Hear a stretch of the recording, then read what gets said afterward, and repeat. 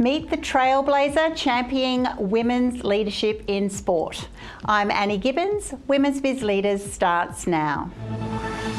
Women's Biz Leaders, presented by Women's Biz Global, where each episode we dive into the journeys and successes of remarkable women in business. In this episode, we are honoured to sit down with Kate Roffey, the first female president of Melbourne Football Club and Deputy Chancellor at Victoria University. Welcome to the program, Kate. Hi, Annie. Pleasure to be here. It took a long time to become the first president, didn't it? It did. We're the oldest sporting club in the world, and I think it took about 161 years to get a female president, so didn't take us that long, I guess. But yes, here we are now with a men's premiership, a women's premiership at our football club, and the only club in history to actually have both won a men's and women's premiership. So we're doing okay.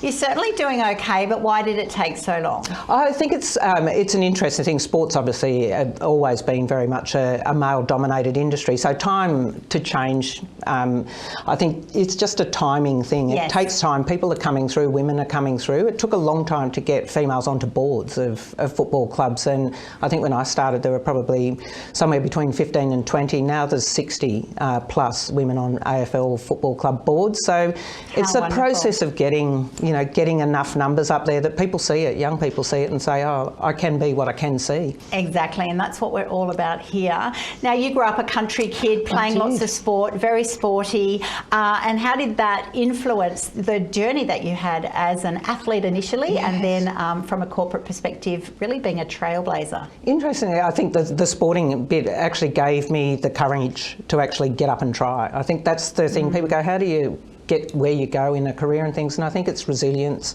to actually get up again every time you get knocked down, and there's plenty of times I've been knocked down, but it's the courage to step outside the box and want to see something different. And if you don't have the courage to actually say, what if, what could be, what am I actually going to do if I open this door and just have a look behind it, then you're probably going to stay in your comfort zone. And so I think growing up in the country, being a country kid, having a motorbike and a tractor and a horse, when I was young, it just gave me all this opportunity to try different things. And so I've never looked and said, oh, that's a job for a boy or that's a job for a girl. I go, that's a job to get done. I should get. That's right. Well, whether it's fixing a windmill or fixing a fence or riding around the sheep or something, it just had to be done. So you got it done. I love that. Do you have any specific strategies on leadership that you'd love to share with our viewers today? Because it's hard. You get people like you who go, hey, there's a job that needs to be done. Why wouldn't it be me? But it is hard. It is. And the funny thing is, I was talking to my young AFL women recently, and I said, I think the better leader you become, the less you actually lead.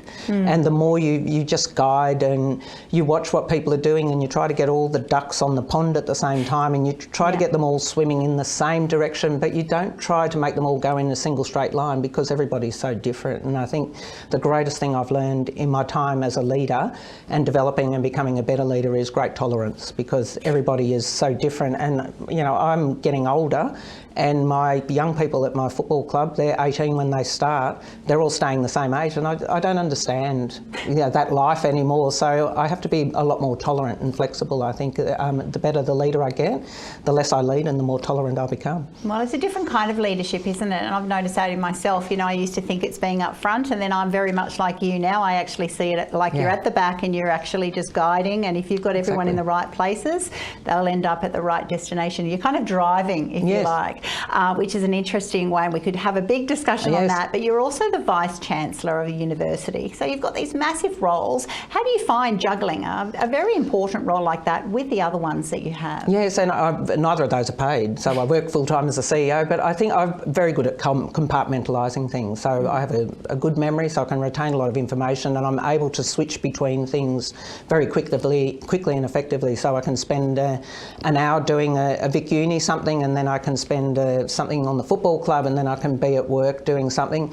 I'm up early in the morning, so I've got a lot of my emails and things done by 7:30, 8:30. The cat comes and sits on my lap and we have a cup of coffee and I get all my emails done. So I think it really for me is about compartmentalising, and then I have my getaway space. So I am a fine woodworker. I make handmade furniture, so dovetail joints and mortises and tenons and things. So it's very, very technical, and I have a big workshop at my rural property, and that's where I go to actually focus on Tune that. out. And I absolutely tune out. And I had a weekend. We had the bye for the football, so I had a weekend up in my workshop. I'm back ready to go again because that's cleared my head. It's refreshed me, re-energised. It's something completely different to what I normally do, and out of it you end up with a beautiful armchair as well that you can sit in. It's quite miraculous. What a value add. I love that. A productive outlet. Exactly. Of all the right reasons. So you've tapped into there some of obviously your success principles of actually just knowing how you operate. I'm hearing time management, organisation, Yes. reading your body. You're obviously a morning person.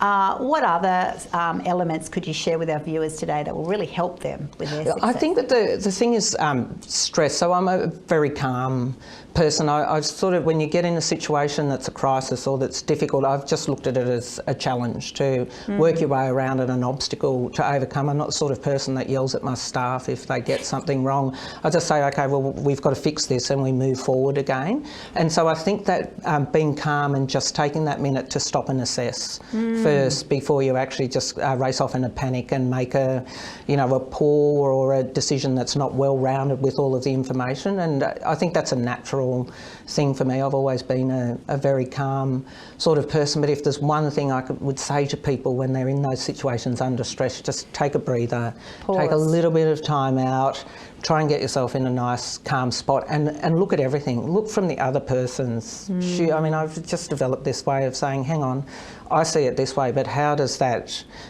how does that person see it, whether they're a young staff member or a young football player? And if you just stop and take a bit of different perspective, you don't know what goes on in someone else's life. Yes. You don't know what sort of day they're having. You don't know what sort of history they've had. So that's why I go back to that tolerance thing. I think that's a brilliant gold nugget to share with our viewers today. I hope you've been writing that down because that is just so important, and it's a hard thing to learn because, we all want to be quick, responsive, we are reactive, we're emotional, and to get to that stage in your career development that you can go, you know what?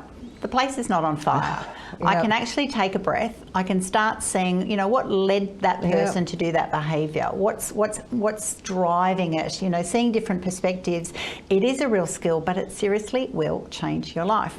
I would love to move on to sports administration, though. What are the challenges and the opportunities in the whole world of sport? We're seeing so much change in Australia at the moment when we're looking at women in sport. It's been actually very exciting to see, teams like the Matildas doing so well, and that's actually changing other sports as well by default. What are you noticing in that area? I think one of the reasons I call the Matildas the Taylor Swift phenomenon, and the reason we're not a round ball football country, that's not our traditional thing, and so people always ask, why do the Matildas get so much support? And it's got to do with the culture and the way that they present as a group, but it's got to do with the crowd. Same as the Taylor Swift concert, when you went there, if you just turned up in your gumboots and a riding helmet, people would go, great outfit. There's no judgment, and I think that's the Matildas, that's the women's sport phenomenon, is that there's less judgment, and I think that's why people love going to the Matildas, because it's very, very welcoming, very come inclusive. As you are. It is, and it's a different sort of feeling that you get to really intense and sort of crowds that are a little bit more aggressive and assertive. And I think that's why we're seeing the women's sport in particular becoming a place where there's often a lot more young people there, and so it's becoming a more inclusive and welcoming environment, and that goes everywhere. That sort of, it's on the field, you feel it, it's in the crowd that you feel it, and it's a really interesting, and when we say sport is changing, I think it's becoming more than just what happens on the field now. The biggest change that we've seen as sports administrators is the requirement, and I think the opportunity that we have as sport organisations to drive other agendas as well. So domestic violence is a big one, for example. At the moment in AFL we've just celebrated recognition of domestic violence. Inclusive environments, Indigenous environments, they're things that sporting clubs can really lean into and actually drive messaging around that. And as sports administrators, that's not what we used to do 20 or 30 years ago. It's a completely different remit, isn't it? Exactly, and so it's much more a social licence area. So if you want to be a sports administrator now, be prepared for it to be much more than just administration. It's like being a CEO of my State Sports Centres Trust, where I'm the CEO. We're responsible for more than just our facilities. We're responsible for giving people great opportunities to enjoy sport, whether they're community users or whether they're elite athletes. And so it's a powerful thing, sport, very powerful. I think sport is just the best element of, and can be the worst of teams, Yes. right? It shows that you're only as good as your weakest link. Exactly. And so therefore, even as the administrator, you're actually looking at your club, every single team in that area of, are we all on the same page? Are we united? Because we see also how quickly teams fall apart, Yes. how clubs can fall apart in a second from a moment that was just poorly managed or not perceived in the right way, not managed in the right way.